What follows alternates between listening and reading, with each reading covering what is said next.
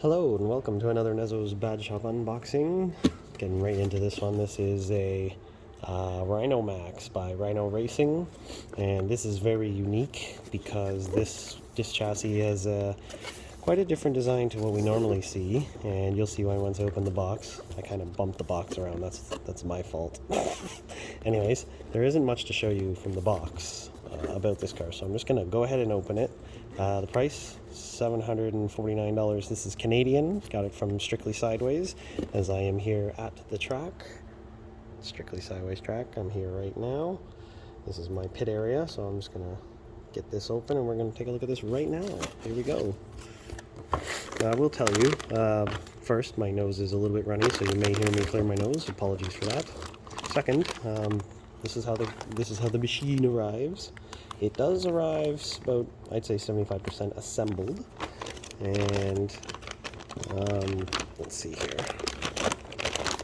Oh, I'm gonna have to cut this open. Alrighty then. Let me just open this up very nicely, because this is all it's all sealed up. Okay. Excuse me. Now, you'll notice, you may have noticed, that there is no, oh, those still just fall out. You may have noticed there is no instruction manual. That's because there is a QR code right here. And when you go to that QR code, when you scan it, it'll take you to a website, which is right now takes you to Super G's website. And that will allow you to download instruction manual for the car. However, I've noticed the instruction manual isn't, I'd say, 100% complete. I'd say it's about 93% complete, because where you end up installing the servo in the car is right around here on this particular square plate, rectangular plate, and it shows the front subframe all assembled, and then it shows you installing the full servo installation with servo horn all at once without showing you how to actually assemble it. So that's one little issue I've noticed. I may mention that in the Facebook group that exists for this car. There is a Facebook group for it, Rhinomax Owners Club or something, Owners Group.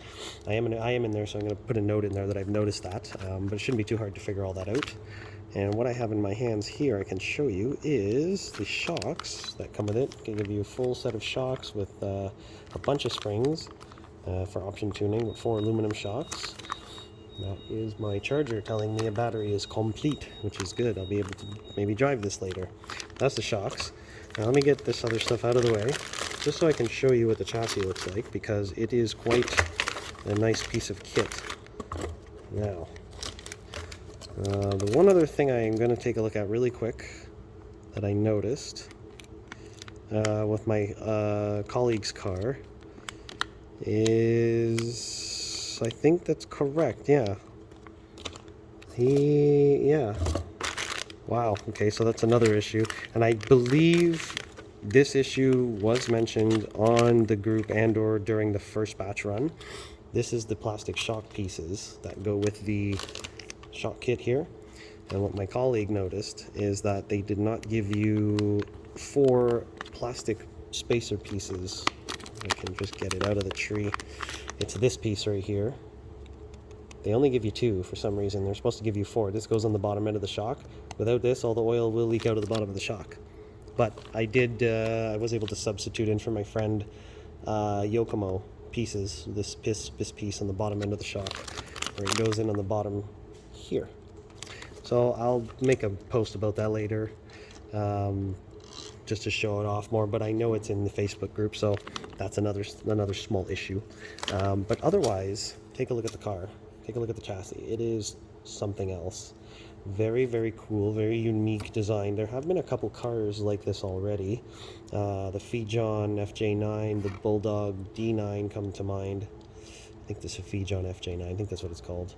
There's been a couple cars that have this sort of subframey design, and it's really neat. And the front, I'll show you the front knuckle assembly here. This is the front knuckle assembly with rotor, really nice brake disc rotor. The front shock bolts into there. You essentially install the shock upside down, bolt the shock into there, and then it goes into the top of the strut tower here. So it's a McPherson strut style front suspension, and it's really cool. And I drove my colleague's car when I helped him set it up, and this thing does feel like a real car when it drifts. So that's really cool. And I just noticed as well, I think this one, some of the screws loosened themselves out over shipping. I just noticed this one has fallen out. And I think that's what those three pieces were. Yeah, I think that's what this stuff was. I think that's what this is. It kind of fell out during the shipping, or it might have gotten rocked around a little. And as I look on this side is loose too. So I'm going to give the car a once over. It's always good when you get a car that is pre-assembled in some form to go over every single screw and either put it Loctite in, because this is going into aluminum, or just to check for tightness. So I'll be checking everything just to make sure before I get it going, but always something to look for. It's not really a mark on the manufacturer, just these things happen. Sometimes screws start loosening during shipping, so that's no big deal. That's an easy fix. I'm not worried about that. Otherwise, no, yeah, check out the car. Like, unique front subframe. You can stick a scale motor up here in some form, I'd imagine, or you do something with it. The servo sits right about here. Where is it? Right about here. And the rear end is currently kind of set up like a Porsche rear end, because the motor is right over the rear axle, and it's pretty direct from the pinion to the spur for two bevels that are aluminum right down to the differential. And crucially, this is a locked spool at the moment, I believe. Yeah, this is a locked spool. So who knows if they'll release a ball differential in the future, or even if they feel that's necessary. I don't even know what other kind of diff you could fit in there, but I drove my friend's car, and I don't even think it needs a ball diff right now. Maybe in the future, a gear diff or ball diff, but right now this is pretty unique with the rear, and there's a lot of weight in the rear, very rear bias, but it's pretty cool. And the motor sits about right here, so it's right over top of the rear axle. The battery goes here. This is a dedicated spot for the battery. It sits right here. The ESC and your gyro and your receiver, I believe they go anywhere around here. I think there's a plate that goes here as well, I think. I'll know more once I get it up, once I get it all bolted together. But yeah, you essentially put the electronics all here. The battery is a dedicated spot for it. Motor is dedicated right here.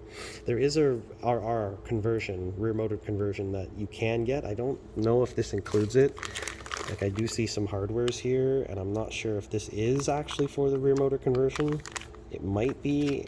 I'm not entirely sure if they said if they were including that or not, but I do see extra gears here. Like, here's an extra, this is the diff spool for what would be the rear motor conversion. I'm pretty sure this is the rear motor conversion that they do include with it. I just can't remember exactly if that is true, but it looks like it. So I'm going to say yes, but it might not be. I have a feeling it is, though. But yeah, they do give you that, I think, because that diff's already installed, and this one's pretty big. And I did look at the RR conversion instructions, and those look like the parts, so I'm going to say yes. They do give you a stealth mount kit. This is the stealth mounts for it. It's very nice. Great success.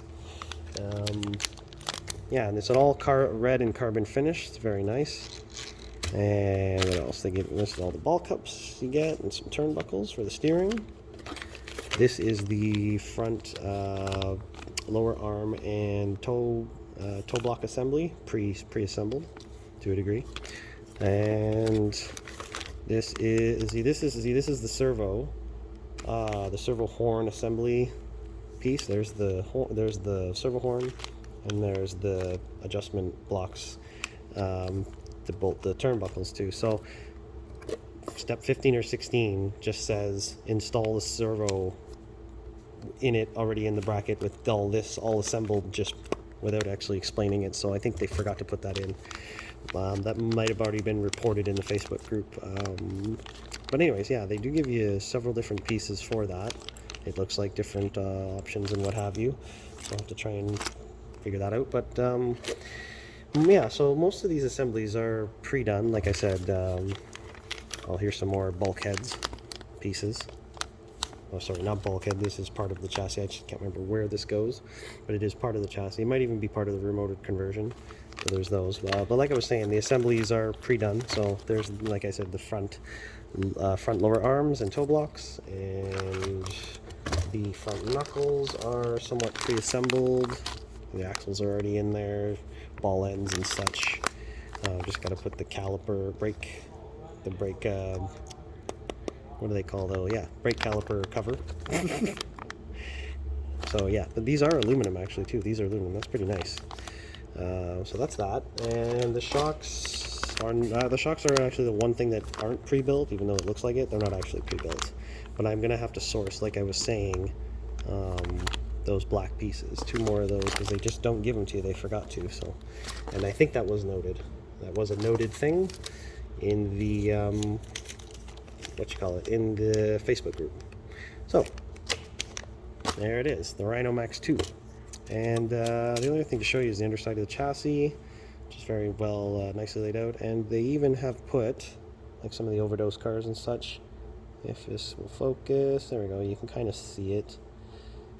Yeah, it's kind of hard to see, it won't focus. There are little adjustment notches, there it is, see it? Little adjustment, incremental markings there for you, just to help you with fine adjustments. So that's really nice. They got them on the front, and I was going to say the rear, but they don't actually have them on the rear. The only other spot is right up here with the front subframe. There's markings right there. See? There we go. So it is a really nice car. And the other thing I will do is probably flip the lower arms, because they do give you the option here. You can run them shock in the lower arm here, or you can flip and have it this way, which I can't remember which is supposed to be factory. I think, well, judging by this looks factory, but apparently this is the better way to go. So we set up our colleague's car with it this way, but I might try the other way first, but this will probably be a bit better. So it'll be more interesting. A little more options there anyway, so. But yeah, there it is, and it's quite a machine. And I can't wait to get it running. I've seen many people's running already, and I have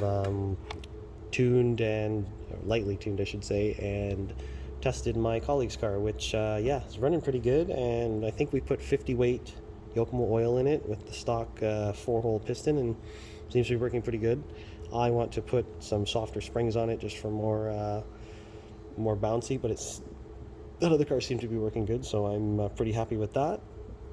And yeah, this should be getting going soon. Oh look, I just noticed as well, this is also a little loose here. I just noticed this. See this?